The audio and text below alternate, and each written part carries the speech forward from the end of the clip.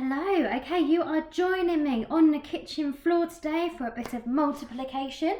We are carrying on with multiplying. Our learning objective today is to know how to solve a multiplication using an array. Success criteria 1, I can create an array to represent a multiplication. Success criteria 2, I can count in multiples to find an answer. Success criteria 3, I can show my understanding of commutativity. Okay, bringing out the pasta jar again today. Feel free to use whatever you would like around your house to help you with your learning. Probably check with your parents first that you don't end up using any of their work to do your maths with. Today, what you're going to have is you're going to be given some multiplications. So I'm going to start off with 4 times 2. Okay, so you're going to have a list of multiplications to answer, and we're going to use our arrays to help us to answer it. Okay, so remember, our multiply sign here means the same as saying 4 lots of 2, or 4 groups of 2, or 4 lines of 2. We can set up our array in a number of different ways. So it could be that we set it out like this. Make sure it's nice and neat. That's what Miss Velma likes about this method. It's nice and organised, isn't it? And so that's 1 row 4 there. Okay, so as you can see in this one, we've got our columns of 2 going this way. That's showing one way of showing this multiplication. We could turn it on its side and we could have it like this. Okay, it's up to you how you present your array, as long as it's showing what the multiplication is. So as long as it's showing, in this case, 4 lots of 2. Or, remember, because multiplication is commutative, the other way of writing this is 2 times 4. Okay, so as long as it is showing either of these multiplications, absolutely fine. Okay, what I now need to think about, so the first thing is making our array, creating it. Our next thing is thinking about how we can best count these up, count them up to find our total. So by going 1, 2, 3, 4, and so on, that's fine, but it's not the quickest method. What we need to do is use knowledge that we already have, or get with the knowledge that we're getting better at, to help us to find the answer. So in this case, I'm going to think, am I better counting in 4s, or am I better counting in 2s?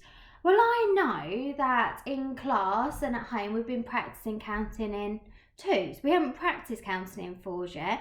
So for me, it makes sense to count in 2s. Can you see how I've got 4 lots, 1, 2, 3, 4 lots of 2. Now I can count in 2s to see how much I have in total.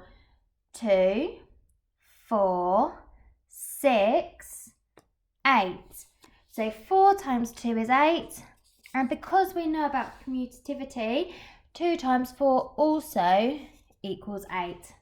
Okay, so what I've done now is I've represented the multiplication, and then I've thought about what I'm better counting in, which multiples I'm more confident with counting in, and I've done so to then find the answer. Okay, right, let's remove the pasta and let's have a new question. This time, let's do 3 times 5. Okay. 3 times 5, or of course, by finding out that, we can also then do 5 times 3. So as long as my array is showing 3 lots of 5 or 5 lots of 3, it doesn't matter. Okay, here's how I'm going to do this. 1, 2, 3, 4, 5 in that row.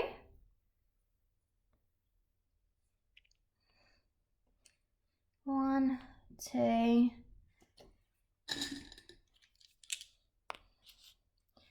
3, 4, 5. Trying to keep it as neat as possible, as lined up as possible.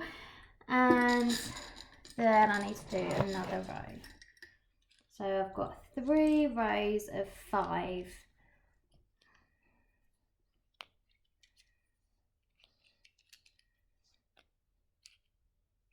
Okay, move the camera down slightly so you can see all the bits of pasta.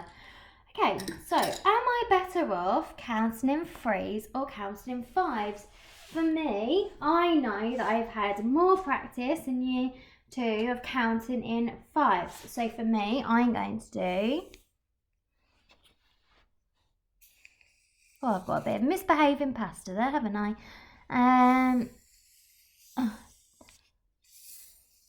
Okay, and then I'm going to count in my 5s. 5, 10, 15. So 3 times 5 is 15. 5 times 3 is 15. Okay, your task now then is to have a look at the multiplications on the web page.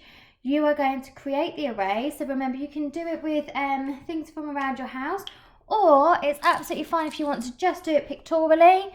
You could do it like this, or dots, whatever's easiest for you. Represent the multiplication using the array. Think about which number you're more confident in counting in, and do that to then find your answer. Good luck, and off you go. Don't forget to look back at the success criteria at the end of the lesson.